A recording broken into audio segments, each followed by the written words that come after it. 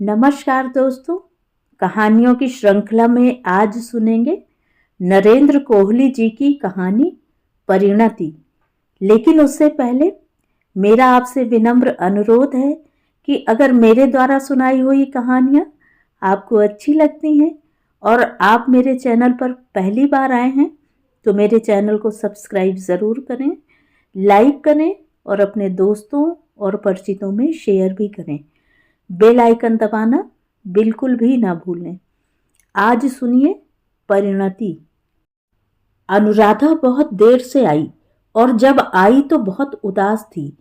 अमिताभ ने उसे देखते ही कारण पूछना चाहा, देर का भी और उदासी का भी, पर वह अनुराधा को बहुत अच्छी तरह जानता था।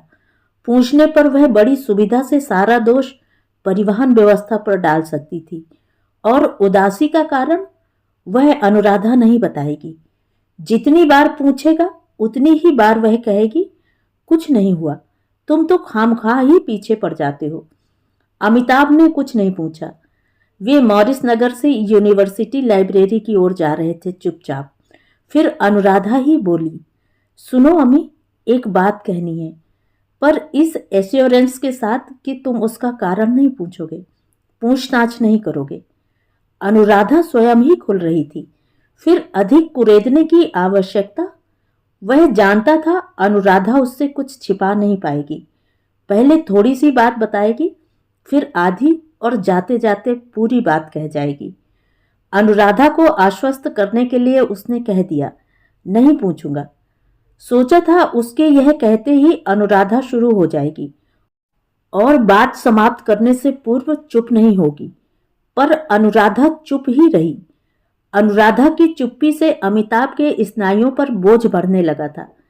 लाइब्रेरी की सीढ़ियां चढ़कर अमिताभ हटकर एक किनारे खड़ा हो गया। अनुराधा काउंटर पर चली गई।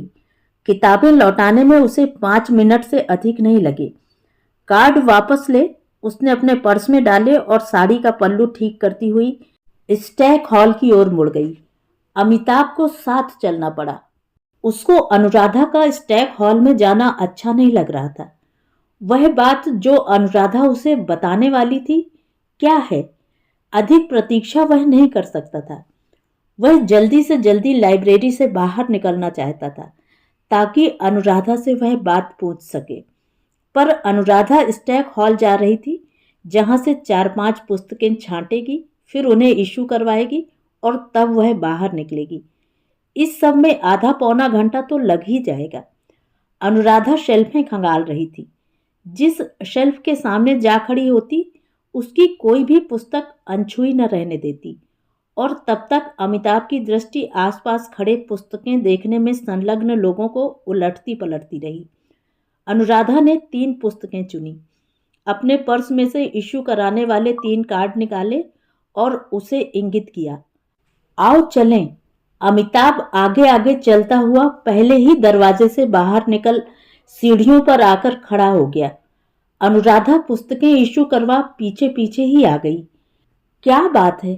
सीढ़ियां उतरते ही अमिताभ ने पूछा। बता दूंगी, अनुराधा बोली। उसका स्वर टालने वाला नहीं था। अमिताभ को लगा अभी एक आध बार और पूछना पड़ेगा। वे चलते चलते विधि संकाय के पास से गुजरते हुए रामजस कॉलेज के सामने आ खड़े हुए थे। रास्ते में अमिताभ और 2-3 बार पूछ चुका था। अनुराधा बता देना चाह रही थी, पर अपनी आदत के अनुसार असली बात न बताकर इधर उधर की बातें करती जा रही थी। रामजस कॉलेज और दिल्ली स्कूल ऑफ इकोनॉमिक्स के बीच की सड़क पर आते ही वह ठिठक गई। लो, मैं आज फिर भूल गई। क्या भूल गई? अमिताभ इस अप्रत्याशित बात से कुछ खींच सा उठा। भाई अब देखो, हम यहां तक आए हैं, अनुराधा बोली। इस समय मिसेस शर्मा से भी मिलते चलते। तो मिल लो ना, अमिताभ बोला। मैंने कब मना किया है? आज नहीं, मैं आज उनकी चीजें नहीं लाई। ना सही। अच्छा अब यह बताओ, वह बात क्या है? वह बात? अनुराधा एक क्षण रुकी। बुरा मत मानना और कुछ पूछना भी मत। नहीं पूछूंगा। देखो, अनुराधा बहुत हौले से बोली, तुम अब हमारे घर मत आना। बाहर जहां कहोगे, जब कहोगे मैं आ जाऊंगी, पर हम अब घर पर नहीं मिलेंगे। क्यों? अमिताभ के मुख से अनायास ही निकल गया। तुमने कहा था तुम कुछ नहीं पूछोगे। अनुराधा ने याद दिलाया। हाँ हाँ, अच्छा नहीं पूछता। दोनों कुछ देर तक चुपचाप चलते रहे। बुरा मान गए क्या? नहीं, इसमें बुरा मानने की क्या बात है, अमिताभ बोला। अनुराधा ने उसके मुख की ओर देखा। चेहरे से वह चिंतित नहीं दिख रहा था। अमिताभ के मस्तिष्क से एक बहुत बड़ा बोझ हट गया। इतने से समय में वह बहुत कुछ सोच गया था। अनुराधा ने जैसे ही बहुत उदास होकर कहा था कि उसे कुछ कहना है, तभी से उसके मस्तिष्क में अनुराधा की मौसी की बात बार बार उभर कर आ रही थी। अमिताभ ने अनुराधा की मौसी को एक ही बार देखा था, पर अनुराधा से सुना बहुत कुछ था। मौसी बहुत अमीर थी, उसकी कोयले की खानें थीं। उसके दोनों लड़के अमेरिका में थे और बेटी किसी मंत्री के बेटे से ब्याही गई थी। पिछले दिनों मौसी ने अनुराधा के लिए बहुत सारे रिश्ते बताए थे। एक से बढ़कर एक लड़के, पढ़े लिखे, अमीर माँ बाप के सुंदर लड़के और अच्छी से अच्छी नौकरी पर लगे हुए। अमिताभ मन ही मन मौसी से चिढ़ गया था और डरने भी लगा था। उन्हीं दिनों उसने बहुत सारे स्वप्न भी देखे थे कि एक चुड़ैल अनुराधा को उससे छीन कर लिए जा रही है। वह चीख रहा है, हाथ पैर पटक रहा है, पर अपने स्थान से हिल नहीं पाता और उसे चुड़ैल की शक्ल हर बार मौसी से मिलती सी लगी थी। अनुराधा ने अमिताभ की आशंकाओं का हमेशा मजाक उड़ाया था। उसका कहना था, मौसी अपने स्तर के रिश्ते बताती हैं, यह नहीं देखती कि अनुराधा के माँ बाप की हैसियत क्या है, और फिर वह स्वयं वयस्क है, कोई बच्ची नहीं है कि मौसी जिससे चाहे उससे ब्याह दे। चुपचाप चलते चलते काफी समय हो गया था। अमिताभ ने नजर उठाई। अनुराधा का मुख निर्विकार था। ऐसा नहीं लगता था कि निकट भविष्य में वह कुछ कहेगी। सुबह से जिस बात का घनत्व उसके मुख पर छाया था, कहकर उसका विवेचन हो गया था। वैसे अब हम कहाँ जा रहे हैं? मन के हल्केपन को जताने के लिए वह हंसकर बोला। अनुराधा ने रुककर उसे देखा। कनॉट प्लेस चलें तो कैसा रहे? कुछ शॉपिंग कर लेंगे और कहीं बैठकर कॉफी भी पी लेंगे। अमिताभ चुपचाप चलता रहा। मलकागंज के स्टैंड से उन्होंने एक स्कूटर रिक्शा ले लिया। कनॉट प्लेस के बरामदे में घूमते हुए अमिताभ सोच रहा था, अब वह अनुराधा के घर नहीं जाएगा, फिर वे कहाँ मिलेंगे? बाहर बहुत ज्यादा मिलना जुलना उसे पसंद नहीं था, पर यदि वे बाहर नहीं मिलेंगे तो कहाँ मिलेंगे? बिना मिले रहने की बात सोच नहीं सकता। उसे लगा कोई उसकी शक्ति को तौलना चाहता है। वे हैंडलूम हाउस के सामने से निकले तो अमिताभ रुक गया। अनुराधा ने फिरकर प्रश्नवाचक दृष्टि से उसे देखा। अनु? अमिताभ को अपना स्वर कांपता लगा। अनुराधा एकदम पास आ गई। आज हमारे प्रेम में पहली बाधा आई है, अमिताभ बोला। यह हमारे प्रेम की तीव्रता को तौलना चाहती है। मैं आज तुम्हें कुछ देना चाहता हूं। वह अनुराधा की बाह पकड़कर उसे हैंडलूम हाउस के भीतर ले गया। उसे स्वयं लगा वह बहुत रोमांटिक हो रहा है, पर उसने स्वयं को रोका नहीं। अनुराधा ने एक सादी सी चौड़े लाल बॉर्डर वाली सफेद सूती साड़ी पसंद की। हैंडलूम हाउस से निकलकर वे काफी देर तक शामियाना कॉफी हाउस में बैठे रहे। अमिताभ लौटा तो उस पर काफी गहरा अवसाद घिर आया था। आज घर पर मिलने पर बंधन लगा है, कल किसी और बात से भी रोका जा सकता है।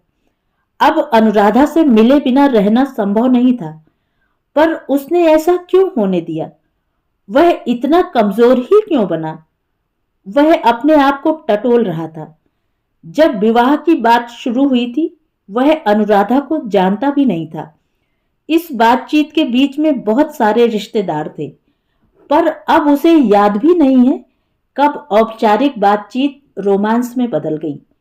यह नहीं लगता था कि अमिताभ कभी इस घर में अनुराधा को बड़े औपचारिक ढंग से देखने आया होगा या उसे उस रूप में बुलाया गया होगा। अमिताभ और अनुराधा एक दूसरे की अपनी ही पसंद लगते थे। वे दोनों साथ घूमने जाते रहे। कई पिक्चरें उन्होंने इकट्ठे देखी। अमिताभ टिकटें खरीदकर पिक्चर हॉल से टेलीफोन कर देता था।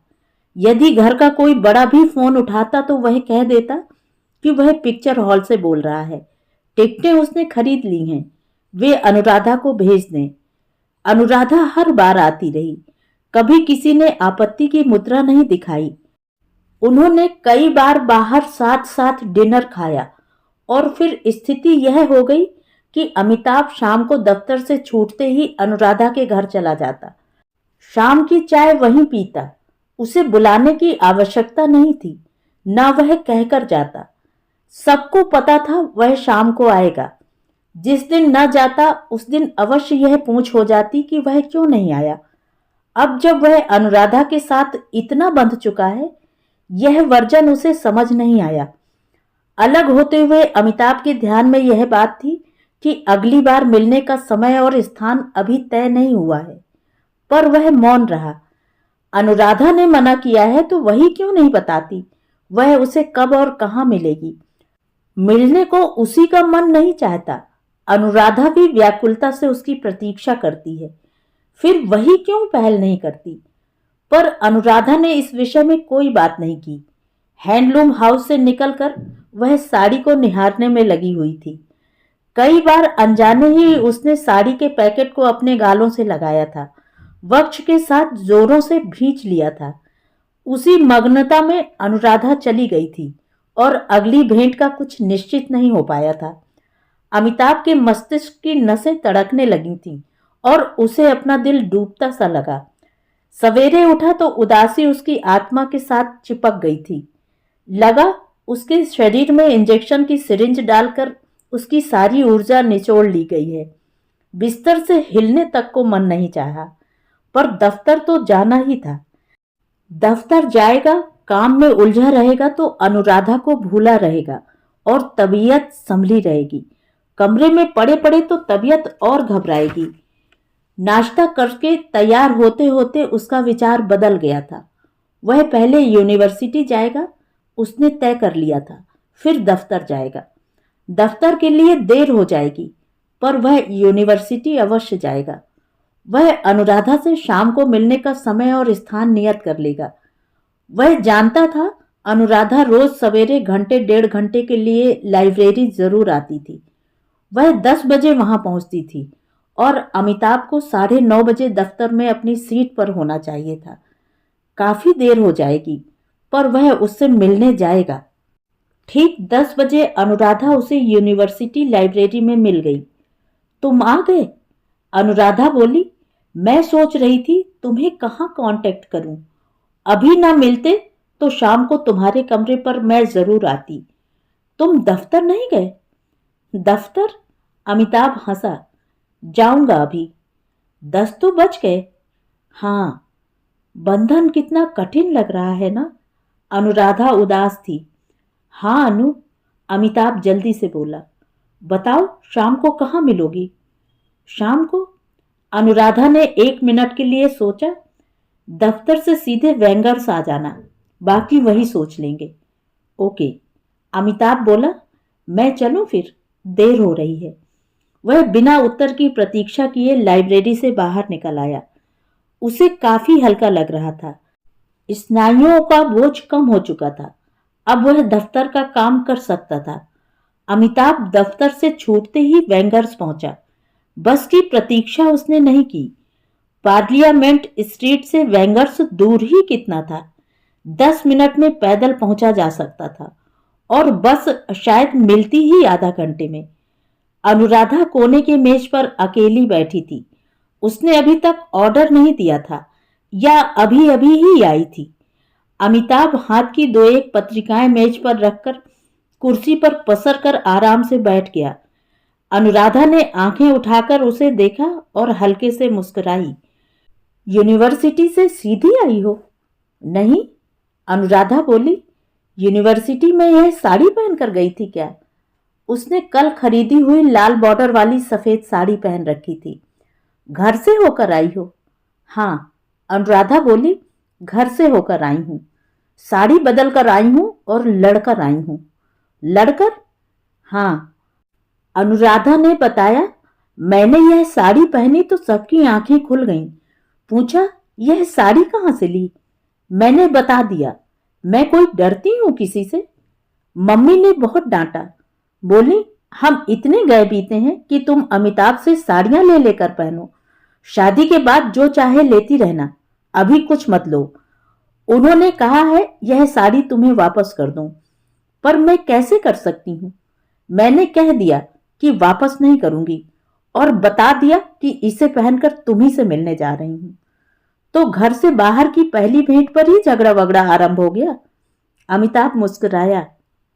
झगड़े वगड़े तो होंगे ही, आखिर उन्होंने ऐसी स्थिति। अच्छा छोड़ो, उसने बात बदली। क्या खिला रहे हो? दोनों ने मटन कटलेट और दो दो स्लाइस खाए, कॉफी पी और बिल चुकाकर बाहर आए। पिक्चर देखें अनु? अमिताभ ने पूछा। देर हो जाएगी अमी, मैं इतनी देर के लिए घर पर कहकर नहीं आई, पर वह कोई जरूरी तो नहीं है। अच्छा चलो। हॉल में घंटा भर अनुराधा ठीक रही। फिर अमिताभ को लगा कि उसका मन नहीं लग रहा, वह अनमनी सी होती जा रही है।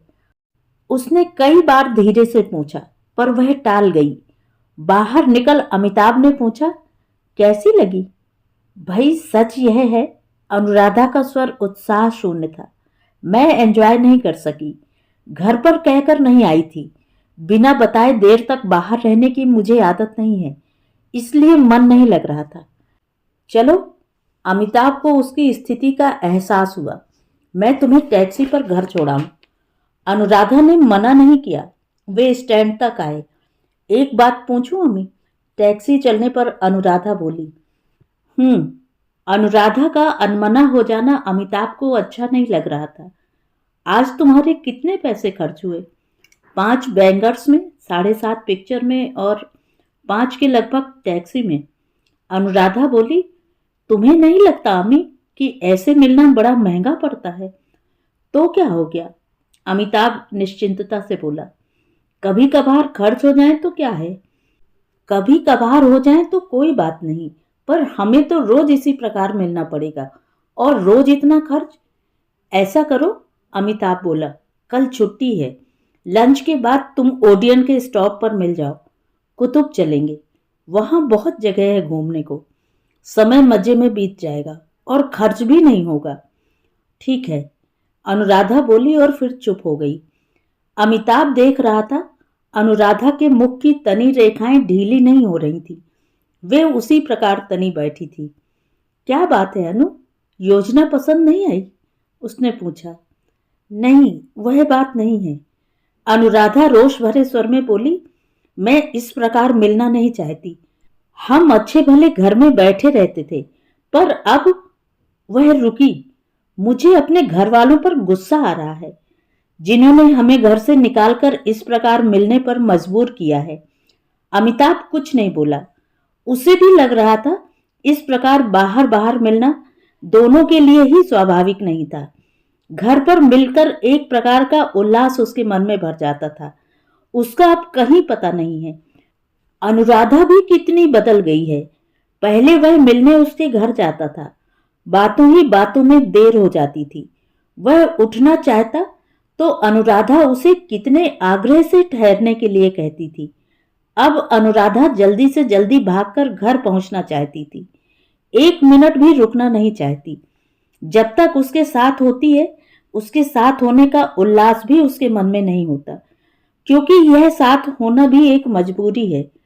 उसे लगा न केवल अनुराधा के मन में अपने घर वालों के प्रति रोष है, वरन वह भी धीरे धीरे अपने मन में वही कुछ संचित कर रहा है। इस प्रकार यदि वे अपने मन में रोष संचित करते रहे तो वे व्यर्थ ही उनसे एकदम अलग थलग हो जाएंगे। विवाह के बाद भी ये संबंध सहज नहीं हो पाएंगे, और उसे यही लगेगा कि उसने अनुराधा के साथ विवाह नहीं किया, उसे भगा कर लाया है। यह वह नहीं चाहता था। ऐसा क्यों हो, जब अनुराधा के डैडी ने स्वयं उसे चुना था? जो कुछ हुआ था और हो रहा था उसमें उनकी सहमति थी, फिर इस खिंचाव का लाभ? अमिताभ ने टैक्सी रुकवाकर अनुराधा को उसके घर के पास सड़क पर ही उतार दिया और कल के कार्यक्रम की याद दिला दी। कोई और समय होता तो वह टैक्सी वहीं छोड़ देता और उसके साथ घर जाता, सबसे मिलता और शायद खाना भी वहीं खाता। आज वह टैक्सी से नहीं उतरा, भीतर से ही वेव करके विदाई ले ली। अनुराधा ने भी रुकने रुकवाने का कोई चाव नहीं दिखाया। एक बार हाथ हिलाया और मुड़कर चली गई। दूसरे दिन अनुराधा अमिताभ से मिली तो बहुत क्षुब्ध थी। फिर झगड़ा हुआ?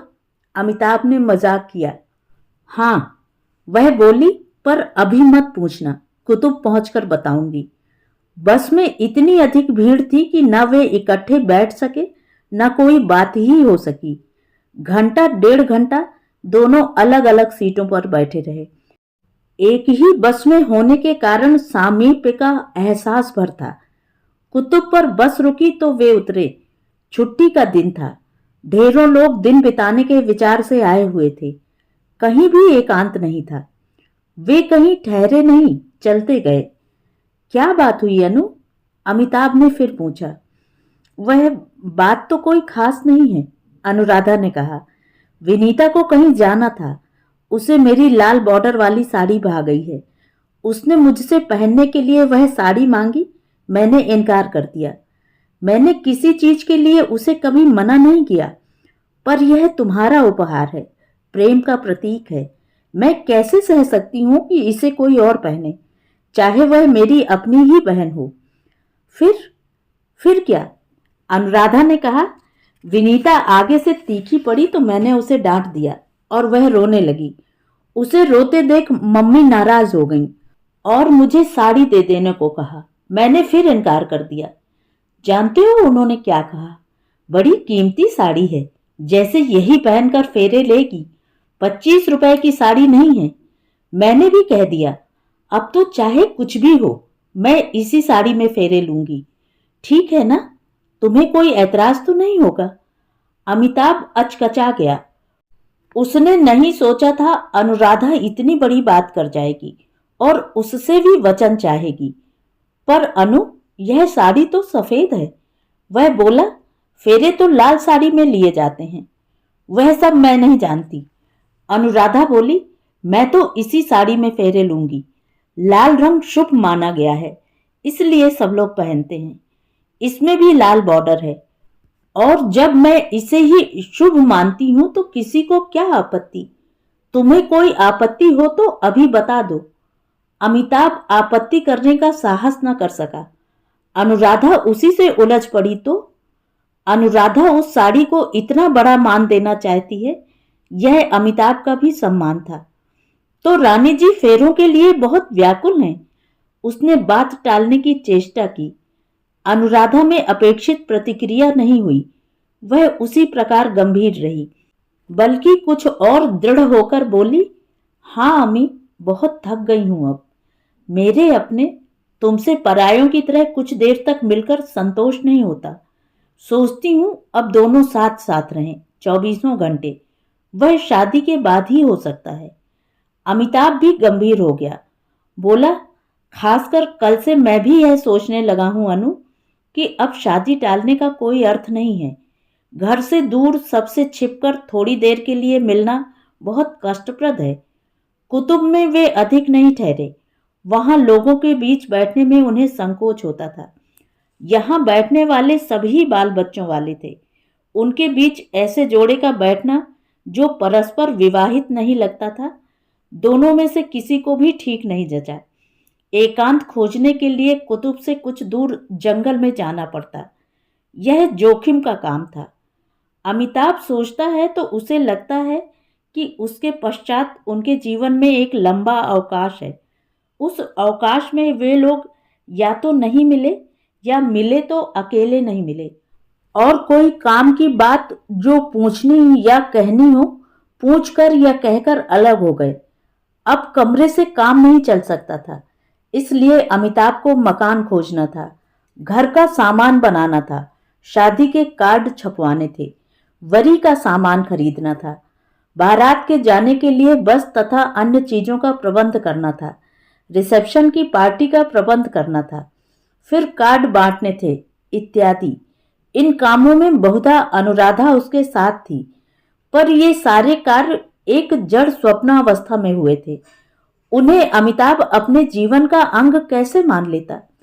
यह तो एक और तरह का जीवन था, जिसमें अमिताभ अमिताभ नहीं था, अनुराधा अनुराधा नहीं थी। वे दो जड़ पुर्जे थे जो एक संवेदन शून्य अवस्था में कुछ निर्दिष्ट कार्य करते रहे। उन दिनों अमिताभ कितना जूझा था अपने आप से और अपने आसपास से। कितनी ही जगहों से रगड़ खा खाकर वह घिस गया था।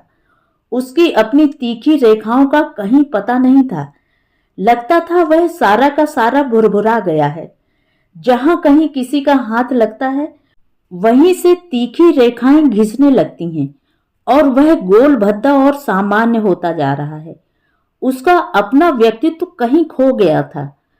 कई वर्षों से उसने अपने व्यक्तित्व के जिन तीखे कोनों का निर्माण किया था, वे सब समाप्त हो गए थे। इस भुरभुराने में कहीं उसके किसी अपने सगे का अनुरोध था और कहीं अनुराधा के सगों का। उन अनुरोधों का विरोध वह नहीं कर पाया था, क्योंकि वह किसी को नाराज नहीं करना चाहता था। ब्राह्मणों की बताई गई शुभ तिथि में सेहरा बांधकर घोड़ी पर सवार हो, रोशनी और बाजे गाजे लेकर वह अनुराधा के द्वार पहुंचा था। मिलनिया हुई, सेहरा पढ़ा गया, जयमाला हुई और फिर खाना पीना।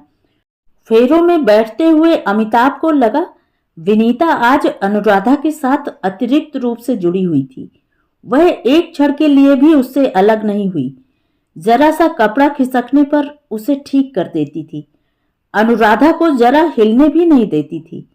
फेरे बहुत जल्दी समाप्त हुए और अनुराधा को भीतर ले जाकर वरी में दी गई विदा की गुलाबी साड़ी में बाहर लाया गया। घर लौटते हुए कार में साथ बैठी अनुराधा अमिताभ को नई सी अनुराधा लगी। वह तो कोई और थी, जिसको उससे कोई लगाव नहीं था। वह पास बैठा था और उसने नजर उठाकर देखा तक न था। वह धीरे धीरे उसे समझाता रहा और अनुराधा रोती रही। यह अनुराधा कोई और होगी, वह नहीं हो सकती जिसने खुले रूप से उसे स्वीकारा था और उसे अपना कहने में कभी भी संकोच नहीं किया था।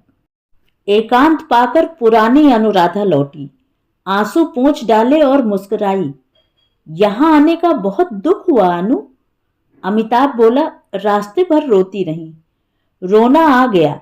अनुराधा संकुचित होती सी बोली, यहां आने का दुख तो नहीं है। आज सवेरे से घर में भूचाल आया हुआ था। तुम नहीं जानते अमी, वहां क्या हुआ? क्या हुआ? मैंने तुम्हारी दी हुई लाल बॉर्डर वाली सफेद साड़ी में ही फेरे लिए हैं अमी। अनुराधा बहुत भावुक स्वर में बोली। उस पर उन्होंने एक दूसरी साड़ी लपेट जरूर दी थी, जिसे विनीता हर क्षण हटने से रोकती रही। मैं तुम्हारे प्यार में लिपटी यहां आई हूं। एक वचन दोगे अमी? क्या? अमिताभ हतप्रभ हुआ। आज की रात वह किसी वस्तु से इनकार नहीं कर सकता था। मैं जब ना रहूं अमी, तो मुझे इस साड़ी में लपेट कर जलाना। अनु, अमिताभ ने उसे अपने कंधे से लगा लिया। आज ऐसी बात ना करो अनु, मैं तुम्हारी भावना समझता हूं। अनुराधा काफी देर तक रोती रही और अमिताभ उसे समझाता रहा। अमिताभ को याद नहीं कि वे लोग कब सोए। महीना भर पहाड़ों पर घूमते हुए कैसे निकल गया, अमिताभ को मालूम नहीं हुआ। वापस दिल्ली आने पर उसे अपने भीतर एक नया ठहराव सा लगा। वह संतुष्टि का भाव था। पहले की व्याकुलता कहीं खो गई थी। अनुराधा नए घर, नए वातावरण में आई थी। उसकी उस पद की अपनी जिम्मेदारियां थीं। वह उनसे आच्छादित सी हो गई थी। उसे अक्सर कहीं न कहीं यह बात चुभ जाया करती थी कि वह अनुराधा के रूप में कुछ नहीं है। जो कुछ है अमिताभ की पत्नी के रूप में है। व्यक्तित्व का तिरोभाव उसे भला नहीं लगता था, पर जब कभी उसने अपना स्वतंत्र व्यक्तित्व दिखाना चाहा, वह अमिताभ से टकरा गया। उसने जीवन में पति को सहायक के रूप में चाहा था, जो उसके काम कर दिया करे। वह नहाने जाए तो उसके कपड़े अलमारी से निकाल दिया करे। वह बाहर जाने के लिए तैयार हो तो भागकर उसकी साड़ी इस्त्री करवा लाया करे। अलमारी से उसके गहनों का सेट निकाल दिया करे। जब वह काम पर चली जाया करे तो पीछे से उसके उतारे हुए रात के कपड़े संभाल दिया करे। बिस्तर झाड़कर बेड कवर बिछा दिया करे। ड्रेसिंग टेबल पर खुली पड़ी तेल की शीशी बंद कर ठीक जगह पर रख दिया करे। उसका पफ कॉम्पैक्ट बॉक्स में डाल उसे बंद कर दिया करे। कंघी में से बाल निकालकर कंघी को ब्रश कर उसे ब्रश में लगा दिया करे। उसके गीले तौलिए को बाहर तार पर सुखा दिया करे और बिस्तर के सिरहाने पड़े चाय के कप तथा पानी के गिलास को रसोई में पहुंचा दिया करे। जब वह काम से लौट कर आए तो नीचे खड़े स्कूटर रिक्शा को पैसे दे आया करे और ऊपर आते ही उसके सामने पानी का गिलास, चाय का कप, कुछ फल इत्यादि काट कर रख दिया करे। सोने से पहले बिस्तर पर से बेड कवर हटा दिया करे और जब वह सो जाए तो उसे चादर ओढ़ा दिया करे। पर अमिताभ ऐसा नहीं था। शादी से पहले वह जैसा भी हो, पर अब वह उसका पति था और पत्नी का सहायक बनने की जगह पत्नी को अपनी सहायिका बनाना चाहता था। जिन बातों की अपेक्षा उसे अमिताभ से थी, उसने देखा था उन्हीं बातों की अपेक्षा अमिताभ उससे करता था। और फिर उन्हीं दिनों अनुराधा की तबीयत खराब रहने लगी थी। वह कुछ भी खा नहीं पा रही थी। जो खाती उल्टी कर देती।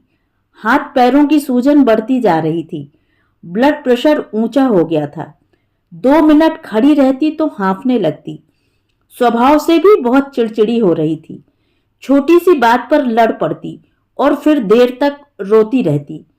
पिताजी का पत्र आया था कि अमिताभ बहू को इन दिनों दिल्ली में न रखकर घर छोड़ जाए ताकि उसकी देखभाल की जा सके। वह वहां अकेला है और उसे इस विषय में कोई अनुभव ही नहीं है। ऐसा न हो कि कोई गड़बड़ हो जाए। पहले अमिताभ झिझका। वह अनुराधा के बिना रह सकेगा क्या? जब अनुराधा ने घर आने से मना किया था और रोज मिलने की संभावना कुछ कम हो गई थी तो उसका नर्वस ब्रेकडाउन होने लगा था। अब अनुराधा को कई महीनों के लिए छोड़ना पड़ेगा, पर साथ रहकर भी तो वे विशेष प्रसन्न नहीं थे। रोज ही कोई ना कोई झगड़ा हो जाता था। उसने अनुराधा से बात की। उसे लगा कि अनुराधा भी चले जाना ही पसंद करेगी। अनुराधा कानपुर चली गई। शुरू के 2-1 दिन बहुत खाली खाली रहा। उसे कोई काम नहीं था। विवाह के बाद उसने अपने सारे बाहरी सूत्र समेट लिए थे। अब कोई ऐसा स्थान नहीं था जहां वह अपना समय काट सकता। उसे लगा वह एक विशेष प्रकार के जीवन का आदी हो गया है। सवेरे उठकर दफ्तर, दफ्तर के पश्चात घर, घर में पत्नी की उपस्थिति, घर का खाना, छुट्टियों में घर की झाड़ पोंछ। वह इतना पालतू हो चुका था कि उसके लिए बहुत देर तक बाहर रहना संभव नहीं था। फिर उसका मानसिक तनाव बढ़ने लगा था। उसे लगा कि वह फिर उसी प्रकार खींचा तना रहने लगा है। फिर वह टची होता जा रहा है। दिल की धड़कन फिर उसके कानों में सुनाई पड़ने लगी है और उसकी छाती में जलन रहने लगी है। कहीं फिर उसका नर्वस ब्रेकडाउन तो नहीं हो रहा? अनुराधा का सप्ताह में एकाध पत्र आ जाता। वह डॉक्टर के पास गई थी। डॉक्टर ने क्या कहा था? उसके रक्त का फिर परीक्षण हुआ है। उसे बहुत सारी दवाइयां खानी पड़ रही है। वह रोज दूध पी रही है, अंडा खा रही है, फल खा रही है। ये अनुराधा के उसके नाम पत्र नहीं थे। ये तो एक पत्नी की पति को दी गई सूचनाएं थी। वह भी तो अनुराधा को याद नहीं करता। उसे भी अपनी पत्नी का अभाव खटकता है, जिसके बिना उसकी बहुत सारी आवश्यकताओं की पूर्ति नहीं होती। यदि उसकी पत्नी अनुराधा न हो कोई और होती तो क्या कोई अंतर होता? तब भी वह उसे इतना ही प्यार करता, क्योंकि हर पति को अपनी पत्नी से प्रेम करना चाहिए। यह उसकी भावना नहीं, घरेलू सुख शांति के लिए उसका कर्तव्य था। वह बहुत दुर्बल व्यक्ति था, जिसने साहस के अभाव को आदर्शों की ओट दे रखी थी। वह शारीरिक आवश्यकताओं के लिए कहीं और नहीं जा सकता था। इसलिए बार बार उसे अपनी पत्नी की याद आती थी और पत्नी की जरूरत पड़ती थी, इसलिए उससे वह प्रेम करता था। जिससे उसकी आवश्यकताओं की पूर्ति होती थी, वह उसी से प्रेम तो करेगा। तो क्या वह अनुराधा से प्रेम नहीं करता? या अनुराधा उससे प्रेम नहीं करती? यह क्या सामाजिक और शारीरिक आवश्यकताओं के कारण किया गया एक समझौता मात्र है? उसे अनुराधा ना मिलती या अनुराधा को वह न मिलता तो क्या कोई अंतर न पड़ता? आज उसकी आवश्यकताओं की पूर्ति कहीं और से होने लगे तो क्या उसे अनुराधा की कोई आवश्यकता न रहेगी? या अनुराधा की ही आवश्यकताओं की पूर्ति सरलता से कहीं अन्यत्र होने लगे तो अनुराधा उससे प्रेम नहीं करेगी? फिर उस लाल बॉर्डर वाली साड़ी का क्या होगा? अमिताभ किसी निष्कर्ष पर नहीं पहुंचना चाहता था। वह चाहता था कि किसी प्रकार दिन व्यतीत हो जाएं, अनुराधा यहां लौट आए, उसकी स्नायुओं का बोझ हल्का हो जाए और उसे यह सब सोचना ही न पड़े। अनुराधा के आने में अभी बहुत देर थी, अभी उसे बहुत दिनों तक अकेले रहना था। जितनी देर वह घर पर रहता उसका ध्यान बहुधा बाहर के द्वार की ओर लगा रहता। अक्सर दरवाजा खटकता और वह जाकर खोलता तो वहां कोई ना होता। उसे लगता उसके कान उसकी अपनी इच्छा के कारण धोखा खाते हैं। वह चाहता है कि कोई आए। क्यों चाहता है? क्या इसलिए कि उसका समय कट जाए या घर में वह अकेला है? इन दिनों नौकर भी नहीं है, वह निपट अकेला है। फिर वह किसकी प्रतीक्षा करता है? किसी विशेष व्यक्ति से मिलना हो तो वह उसके घर जाकर मिल सकता है। फिर वह किसकी प्रतीक्षा करता रहता है इस निपट अकेले घर में? उस दिन दरवाजा खटकने पर उसने खोला तो एक अपरिचित लड़की को खड़े देखकर चौंका। उसने आंखों में प्रश्न भरकर पूछा, कहिए। लड़की हकलाई, आपको विम चाहिए? जी नहीं। आप विम नहीं यूज करते? लड़की ने काफी प्रयत्न करके पूछा। उसने जबरदस्ती दरवाजा बंद कर दिया। लड़की इस व्यवसाय में नई थी, काफी संकुचित हो रही थी, मुख कैसा लाल हो रहा था। पर वह स्वयं क्यों तड़प रहा है? वह क्यों जबरदस्ती दरवाजा बंद कर चला आया? किससे डरकर? वह उस लड़की को किसी बहाने से घर के भीतर भी ला सकता था। यह अलग थलग फ्लैट, किसी को भी पता न चलता। वह घर में अकेला भी है एकदम। वह और अधिक तपता गया। लड़की एकदम सुंदर नहीं थी, पर जवान तो थी। उसके द्वार पर आई थी और घर में वह अकेला था। अपनी इच्छा से दरवाजा बंद कर उसे लौटा आया है। फिर वह पछता क्यों रहा है? बुरी बात है, उसने सोचा। अनुराधा उसकी पत्नी है, वह उससे प्रेम करता है। वह और किसी के प्रति ऐसा व्यवहार नहीं रख सकता। उसे शर्म आनी चाहिए। अनुराधा सुनेगी तो क्या कहेगी? पर उसने अनुराधा के डर से नहीं, अपने ही डर से ऐसा किया था। और फिर यदि वह अनुराधा से प्रेम करता है तो अकेले घर में एक अपरिचित लड़की को अपने सम्मुख खड़े देख वह इस प्रकार तप क्यों उठा था? काफी लंबी और तीव्र प्रतीक्षा के बाद उसे सूचना मिली, पुत्र के जन्म पर बधाई। बच्चे के विषय में बहुत सारी बातें मन में उभरी, पर सबसे ऊपर एक ही विचार था, अब वह अनुराधा को ले आएगा। बहुत दिन हो गए हैं, अब और रुकना उचित नहीं है। उसने हिसाब लगाया, 21 दिनों तक सारी रीतियां समाप्त हो जाएंगी। 22वें दिन अनुराधा वहां से चल सकती है। पिताजी को पत्र लिखकर सूचित कर दिया कि वह 22वें दिन अनुराधा को ले आएगा। वह उनकी टिकटें बुक करवा दें। वह ठीक समय पर कानपुर पहुंच जाएगा। बीच का अंतराल उसने कैलेंडर की तारीखें काट काट कर बिताया। कानपुर पहुंचकर वह अनुराधा और बच्चे से मिला। कोई असामान्य बात नहीं लगी। अनुराधा अन्य माओं के ही समान बच्चे को छाती से लगाए दूध पिला रही थी। बच्चा चिपक कर दूध पी रहा था। सामान्य सा बच्चा था जो कभी कभी हंसता हुआ प्यारा भी लगता था और बहुधा रोता हुआ बदसूरत व घृणित भी लगता था। अनुराधा इतने दिनों में काफी दुनियादारी सीख गई थी। बच्चे के लिए खरीदी गई नई दरी, खेसियां, चादरें और उसकी फ्रॉकें इत्यादि उसने संभाल कर रखी थी। बच्चा पुराने फटे खेसों में ही लिपटा पड़ा रहता था। अभी बच्चा छोटा था, इसलिए बहुत कपड़े गंदे करता था। वह नहीं चाहती थी कि नए कपड़े खराब हों, इसलिए जो पुराने कपड़े यहीं छोड़ जाने थे वह उन्हीं से काम चला रही थी। अन्य कपड़े वह दिल्ली में काम में लाएगी। तैयारी पहले से हो चुकी थी। एक दिन वह वहां रुका भी। वह रास्ते की योजनाओं में बीत गया। रात भर उन्हें गाड़ी में रहना था। बच्चे की तबीयत भी ठीक नहीं थी। वह बहुत टट्टियां कर रहा था। दवा साथ रख ली थी, पर वह कोई रामबाण तो थी नहीं। माँ ने अनुराधा को रास्ते के लिए बहुत सारे निर्देश दिए। पिताजी ने अमिताभ को समझाया और वे घर से विदा हुए। उनका कूपा आरक्षित था, तकलीफ नहीं थी, पर गाड़ी के चलते ही हवा तेज और ठंडी हो गई थी। अनुराधा ने बच्चे को अच्छी तरह लपेट लपाट दिया। अमिताभ ने उठकर सारी खिड़कियां बंद कर दी। गाड़ी चल रही थी।